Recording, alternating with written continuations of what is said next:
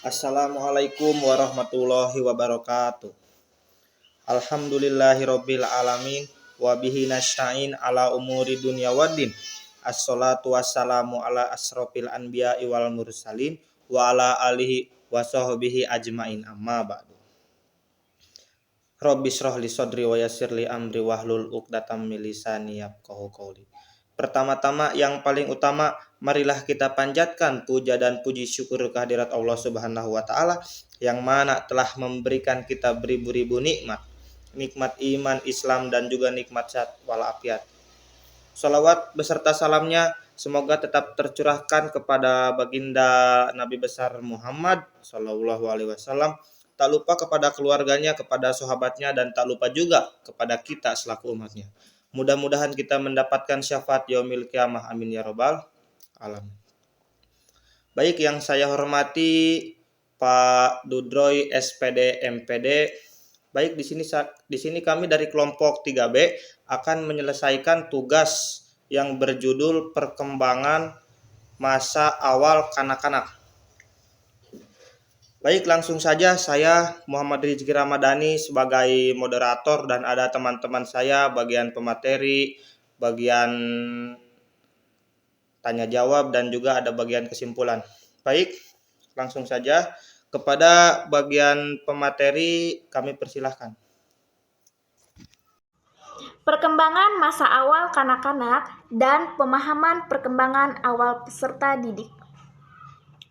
Pengertian: perkembangan masa awal kanak-kanak merupakan perubahan yang dialami setiap individu untuk menuju tingkat kedewasaannya yang berlangsung secara sistematis, progresif, dan berkesinambungan, baik menyangkut fisik, jasmani, ataupun rohani dengan rentan usia 1 sampai 6 tahun. Adapun masa kanak-kanak akhir dengan rentan usia 6 sampai 12 tahun. Pada kisaran usia tersebut, anak-anak sering diberikan istilah periode, yaitu orang tua sering menyebutnya periode ini sebagai problem age. Mengapa sering dikatakan begitu? Karena orang tua sering dihadapkan dengan misalkan keras kepala, tidak menurut, ataupun temperaturisme. Perkembangan masa kawal kanak-kanak dari umur 1 sampai 6 tahun, kita perlu diajarkan membedakan benar dan salah dengan orang di luar rumah. Yang kedua, belajar memberi dan menerima kasih sayang. Dari umur 1 sampai 12 tahun, pembinaan akhlak di dalam keluarga ataupun di luar. Belajar cara melindungi diri dari psikopat. Karakteristik awal masa perkembangan kanak-kanak: yang pertama, perkembangan jasmani, fisik, dan motorik, perkembangan kognitif, dan egosentris. Perkembangan jasmani, fisik, atau motorik adalah perkembangan ini tergantung pada pola motorik syarat. Perkembangan ini ada anak yang sudah berkembang pada motoriknya, ada pula yang belum berkembang pada perkembangan pada masa kanak-kanak. Jadi kita harus mengerti apakah anak ini sudah berkembang ataupun belum dari segi motoriknya, sehingga kita bisa membedakannya. Kita harus membiasakan pada masa awal ini untuk mengajarkan contohnya, menggambar, mewarnai, dan sebagainya. Kognitif juga mengacu pada hal bagaimana anak-anak berpikir, mengeksplorasi, mencari tahu, dan memecahkan masalah. Ini adalah pengembangan pengetahuan, keterampilan, pemecahan masalah sehingga membantu anak-anak untuk memahami dunia di sekitar mereka. Kognitif juga mengacu pada hal bagaimana anak-anak berpikir, mengeksplorasi, mencari tahu, dan memecahkan masalah. Ini adalah pengembangan pengetahuan, keterampilan, pemecahan masalah sehingga membantu anak-anak untuk memahami dunia di sekitar mereka. Sentris banyak muncul di usia dini. Ketidakmampuan anak melihat sudut pandang orang lain dalam melihat permasalahan dan mengutamakan sudut pandangnya sendiri. Fase egosentris usia 0 sampai 6 tahun. Usia dini ini memiliki fase egosentris di mana anak belum mampu keluar dari sudut pandangnya diri sendiri. Pemahaman perkembangan awal peserta didik. Peserta didik memiliki potensi yang berbeda. Perbedaan peserta didik terletak pada pola pikir, daya imajinasi, pengendalian, dan hasil karyanya.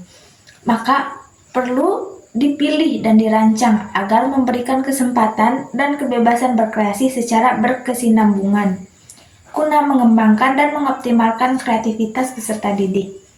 Peserta didik juga dapat diidentifikasi sebagai orang yang belum dewasa dan memiliki sejumlah potensi dasar yang masih perlu dikembangkan. Potensi yang dimaksud umumnya ada tiga kategori, yaitu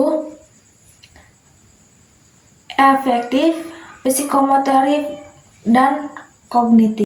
Peserta didik adalah manusia yang unik. Jika dikaji, maka sebagai makhluk dengan sebagian ciri-ciri monodualis, monopluralis, etis, dan estetis.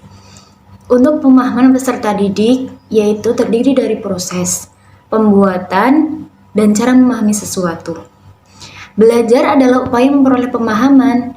Hakikat belajar itu sendiri adalah usaha mencari dan menemukan makna atau pengertian. Pelajaran bermakna bagi peserta didik ada dua. Yang nomor satu adalah pengajaran. Pengajaran sendiri mengutamakan pemahaman, wawasan, hafalan, dan latihan. Untuk yang kedua, yaitu kegiatan pelajaran harus dilakukan secara berkelanjutan, agar pemahaman yang diperoleh peserta didik dapat pula bertahan dengan lama. Oke, pemateri dari kami cukup. Mungkin sekarang ada sesi tanya jawab karena takutnya masih ada yang kurang jelas atau masih ada yang membingungkan. Silahkan untuk bertanya. Kepada yang bertanya kami persilahkan. Cukup bagus pertanyaan dari kalian, terima kasih pertanyaannya. Sekarang bagian kesimpulan untuk menyimpulkan apa itu arti perkembangan masa awal kanak-kanak. Baik, kepada pembaca kesimpulan dipersilahkan. Kesimpulannya adalah masa kanak-kanak awal usia 2-6 tahun merupakan masa-masa emas karena pada masa ini anak mengalami perkembangan-perkembangan yang sangat pesat, baik perkembangan secara fisik maupun perkembangan non-fisik yang lainnya. Seperti perkembangan intelektual, emosional, kepribadian, moral, dan lain sebagainya. Anak cenderung lebih banyak bertanya dan ingin mengetahui sesuatu yang belum ia ketahui sebelumnya. Pada masa ini, peran orang tua, lingkungan, teman sebaya, serta guru sangat berpengaruh dalam membentuk kepribadian anak. Peran guru di sekolah sangat penting bagi perkembangan peserta didiknya, karena sebagian besar pembelajaran anak itu melihat cara pengajaran gurunya di sekolah. Maka dari itu, pengajaran guru di sekolah sangat besar pengaruhnya terhadap masa awal peserta didik. Mungkin cukup sekian dari kelompok 3B, kurang lebihnya mohon maaf. Bila ada kata-kata yang salah, maaf, namanya juga kami belajar.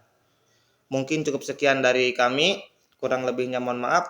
Assalamualaikum warahmatullahi wabarakatuh.